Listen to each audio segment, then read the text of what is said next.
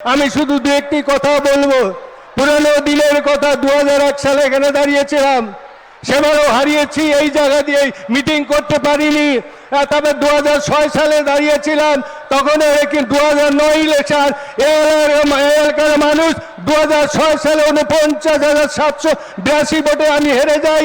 কিন্তু 2009 সালে এলাকার মানুষ সেই ভোটটাকে দিয়ে 15,000 ভোটে প্রথম তৃণমূল কংগ্রেস বিধায়ক নির্বাচিত করেছেন। তারপরে 2011 ডিলিমিটেশন হলো, গৌতম দেব আছেন, গৌতম দেবকেও জিতিয়েছেন। 2011 তো 2016-তে কি এমন ঘটনাটা ঘটে গেল, 2021-এ আমরা এখানে হেরে গেলাম। বন্ধুগণ বলুন তো, আজকে দুবার মন্ত্রী ছিলেন, ডাবগ্রাম ফুলবাড়ি রাস্তাঘাট থেকে শুরু করে কত উন্নয়ন করেছেন। আর 2021-26 যাকে আপনারা জিতিয়েছেন, শিখা চ্যাটার্জি, তার চেহারাটাও দেখা যায় না, একটা কাজও করেনি। তাই যেটা বলবো, আমরা নিশ্চয় জানেন 2021 সালে বিধানসভা নির্বাচনের আগে উনি বলেছিলেন আমি লক্ষ্মীর ভান্ডার দিব। অনেক মায়ে বোনেরা বসে আছেন, কেউ বলতে পারবে না আমরা লক্ষ্মীর ভান্ডার পাইনি। বলুন তো কারা কারা লক্ষ্মীর ভান্ডার পেয়েছেন, হাত উঠান।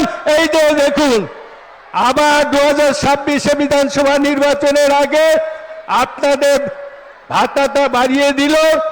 আবার কি করলো, যুব সাথী। অনেক যুব সাথী আছে, কেউ কোনোদিন চিন্তা করতে পারেনি আজকে এত যুব সাথী আছে, তারাও 1,500 টাকা পেয়েছে। কিন্তু বিজেপি সরকার একটা টাকাও দেয়নি। শুধু একটি লাস্ট একটা কথা বলবো, 2014 সালে বানারহাটে नरेंद्र मोदी বলেছিল मेरे भाई बहनों आप जीरो बैलेंस से अकाउंट कीजिए, आपको अकाउंट में 15 लाख रुपया देंगे। কি বলেছিল, 2 কোটি বেকার যুবক যুবতী চাকরি দেंगे। বেটি বাঁচাও বেটি পড়াও বলেছিল, একটা টাকাও কাজ করেনি।